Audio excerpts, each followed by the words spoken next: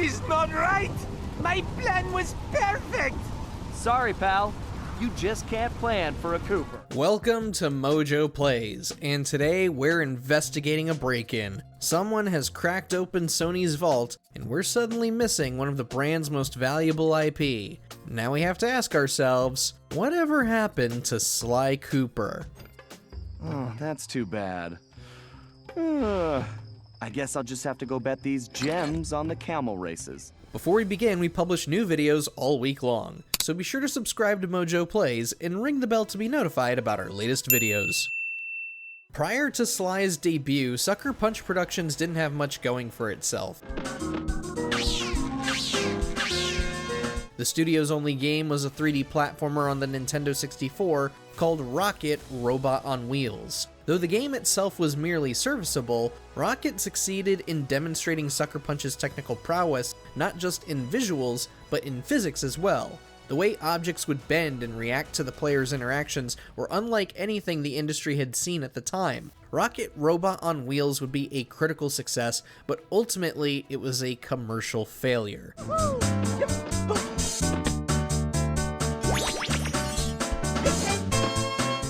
Sucker Punch Productions began work on their next game, another 3D platformer, but starring a raccoon sporting a thief mask instead of a one-wheeled robot. In their efforts to secure funding as soon as possible, they approached Sony Interactive Entertainment, who had previously declined to publish Rocket Robot on Wheels during Sucker Punch's infancy. Outstanding! Another page from the Thievius Raccoonus! This one features Dav Cooperinda's slow-motion jumps. However, the early concepts of what would become Sly Cooper were enough for Sony to give them the green light, despite Sucker Punch still being an unproven studio. Sly Cooper and the Thievius Raccoonus launched in North America on September 24, 2002, and it was met with wide critical acclaim. While the story and voice acting was hit or miss with some players, and the camera was a bit of a hassle to deal with in some levels, the cel-shaded visuals and stealth-focused gameplay helped it stand out from the 3D platformer market. Sly Cooper himself was also quickly being identified as a new face of PlayStation, despite the PlayStation 2 only being just a couple of years old at this point. Sly Cooper and the Thievius Raccoonus would be frequently awarded accolades by various outlets at the time, between Best PS2 Game and Best Platformer. Sales-wise, the game alone would sell more than 800,000 copies before the end of 2006.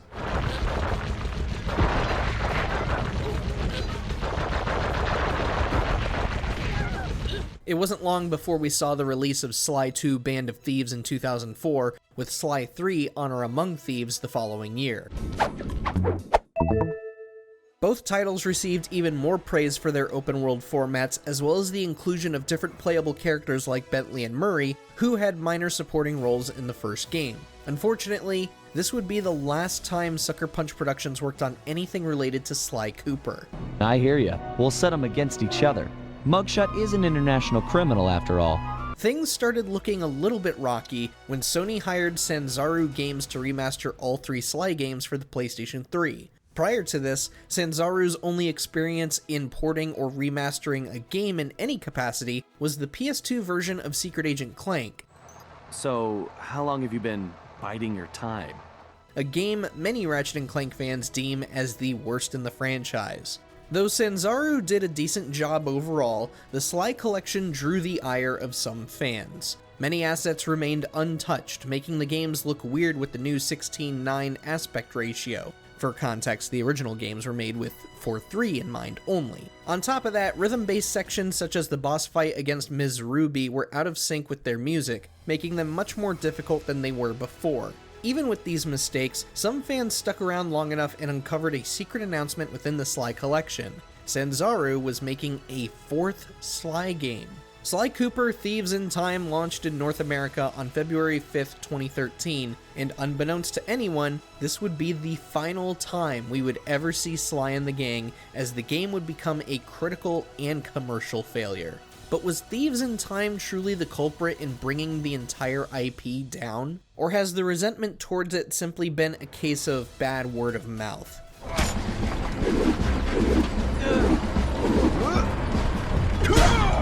To properly answer this question, we actually played through Sly Cooper Thieves in Time in its entirety. Upon starting the game, one can already see the frustration die-hard fans might have had just from the game's existence. I should probably just start at the beginning. The name Sly. Sly Cooper. Sly 3 had already closed things off rather beautifully with the Thievius Raccoonus being safe for good, and the gang having gone their separate ways to finally chase their own dreams and ambitions. This alone would indicate that there is no reason to continue the story without getting surreal, and that's how Thieves in Time starts off on the wrong foot. Thieves in Time explains that after the events of Sly 3, the Thievius Raccoonus had suddenly started seeing its pages vanish, prompting Bentley to track down Sly and Murray. Bentley then reveals he already has a plan in figuring out who is causing this, and it involves time travel. Before the heist, we'd recruited our disco-loving, scuba-diving friend, Dimitri Listow, to look after the Thievius Raccoonus. Now, let's pause here and acknowledge that, in Sanzaru's defense, this is not the most absurd thing we have seen in the Sly franchise. Remarkable. You Coopers always find a way to beat me. We spent 2 whole games fending off a giant robot bird whose heart is fueled by a deep hatred for the Cooper family. That's already ridiculous enough. We spent a whole other game fighting a mad scientist who hated Sly's family just because Connor Cooper didn't treat him as good of a friend as he thought he was. And we even fought a fat alligator lady that could shoot out PlayStation's own sacred symbols. In terms of concept, time travel is beyond the most absurd thing we've seen here.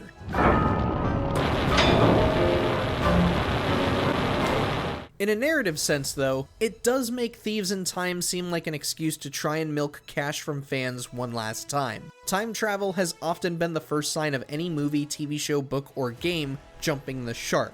The story is out of ideas to keep itself engaging, but we don't want it to end. How do we justify the continuation? Easy. We defy all laws of time and space and just go nuts even if it makes no sense to the story anymore. That said, if you are someone who plays video games like Sly primarily for story and lore, the intro alone might be off-putting to you. At the end of the day, though, Thieves in Time is a video game. She knew it was probably her only shot at busting the paradox. So can the game pick itself up in gameplay to make up for the ludicrous premise? Well, it all depends on which of the previous Sly games you prefer. While there is a case to be made for Sly 3 being the better game, many regard Sly 2 the best in the franchise for a few reasons. For starters, every region you visited featured unique landmarks and paths that could serve as potential escape routes in certain missions. There was a bit of emergent gameplay here in how players could form speedy pathways with rails and power lines to grind across, awnings to bounce off of, and hiding spots to crawl under. On top of that, you had more free-form activities to take on between missions. Want a break from the main mission? Well, there are some special treasures hiding in the area that could net you some extra cash. I am still a bit bewildered that the Black Knight was a friend of yours. Yeah, well, obviously she's no friend of ours now. You could also spend some time hunting for all of the clue bottles of the area and unlock special abilities to make jobs easier. And this all goes without mentioning the varied mission structure, which gave players the opportunity to take control of Murray and Bentley for more combat or puzzle-heavy jobs respectively. Sly 2 was essentially a game that had a litany of creative ideas and executed them rather well. This is where gameplay-centric players might be confused about the intense hatred Thieves in Time receives. Whereas Sly 3 removed aspects like the message bottles and got a little too crazy with the multiple playable characters, Thieves in Time reels it in with the same scope as Sly 2 and integrates ideas from both sequels. Even though most of your time is spent playing Sly, you still have jobs that will require you to play as Murray, Bentley, and even Carmelita Fox. Some jobs even give you control over Sly's ancestors. Thieves in Time also brings back bottles to encourage thorough exploration between missions. I think she took his disappearance the hardest, even if she never shows it. At least not in public. Speaking of exploration, Thieves in Time boasts a diverse roster of locations from across various time periods. This was one feature that, for some reason, was enough for some folks to dismiss Thieves in Time as Sony copying Assassin's Creed. You can't jump up on this furnace, Sly. You better go back and find an alternate route. Guess who went to Japan first, though? Even if that was the case, the visuals and level design for places like Japan, Arabia, and the American frontier made these locations feel like new, despite them being frequently used and reused across other gaming franchises. Going back to gameplay, there was one noticeable strength in Thieves in Time that the game simply does not get enough credit for: the boss battles. In previous Sly games, bosses were often fairly easy or way too simple to be engaging. They weren't awful necessarily, but they weren't super impressive either. Doing you a favor. What kind of thief prints money? There's no honor in that. Sly 1 had bosses akin to Crash Bandicoot. Sly 2 took things a step further with bigger rooms and more direct confrontation with bosses. Sly 3 further expanded upon them by making them multi-phased fights that mixed in mini-games every now and then. Thieves in Time, on the other hand, fits the bill in how people seem to strive for challenging games within the last several years. It isn't enough to just smack El Jefe a few times, you have to watch his attacks while traversing to the next phase of the fight. It's a blend of combat abilities and platforming prowess, which is a lot trickier to perform when parts of the stage are collapsing or if you're trying to dodge waves of projectiles.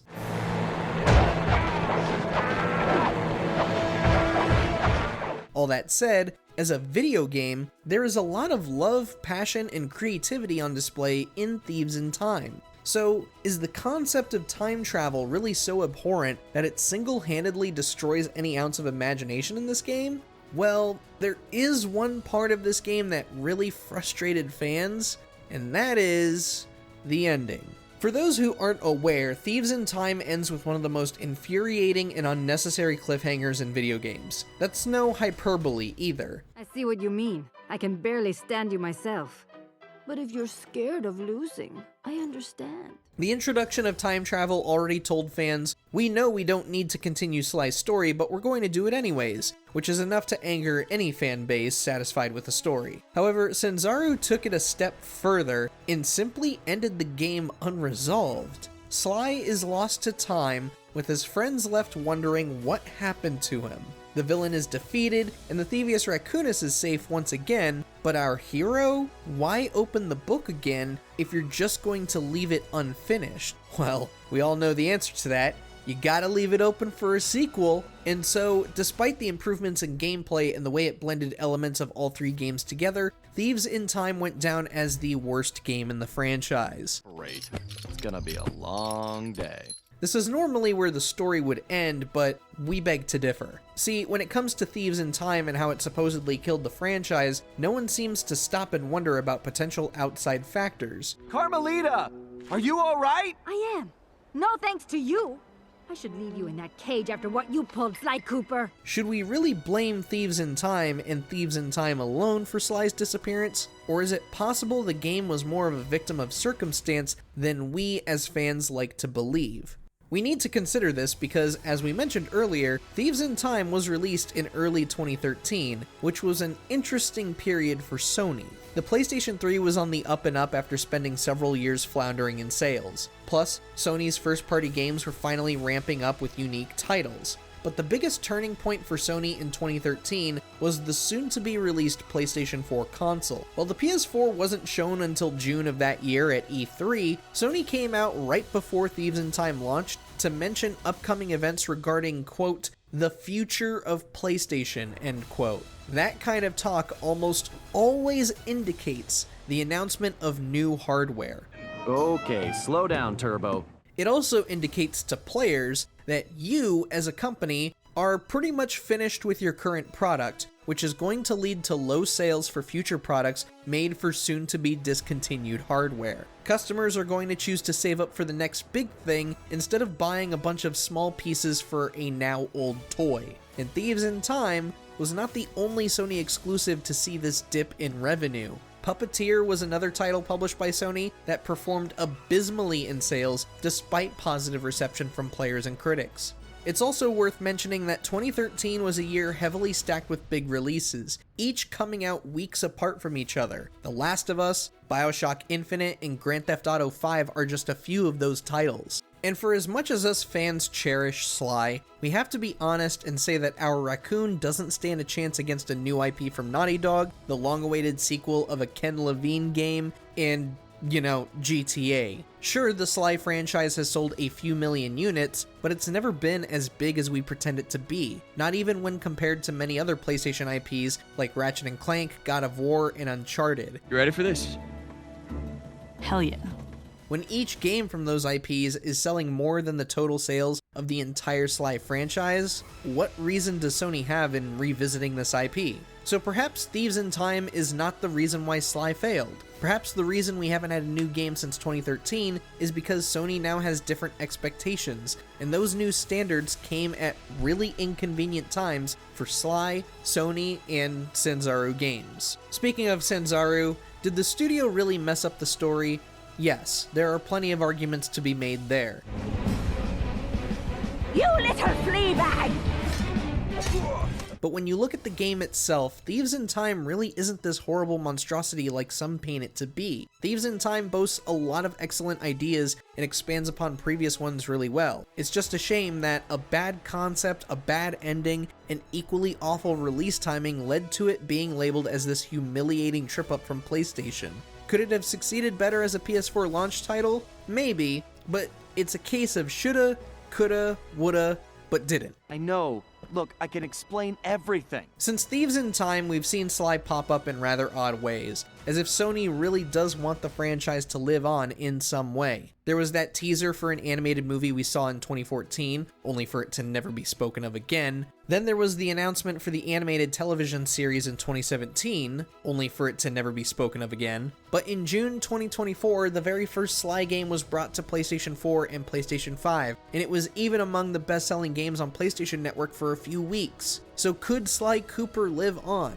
It's a possibility, but with Sucker Punch Productions moving on to bigger pastures with Ghost of Yotei, the question is, who takes the reins now? And now, every Ronin here is after you. Sanzaru Games got acquired by Facebook in 2020, so they're most likely off the table. Really, anything can happen for the ring-tailed thief now. We only hope that if Sly ever returns, the new developers don't repeat the same mistakes made with Thieves in Time. Just please help me! Why should I?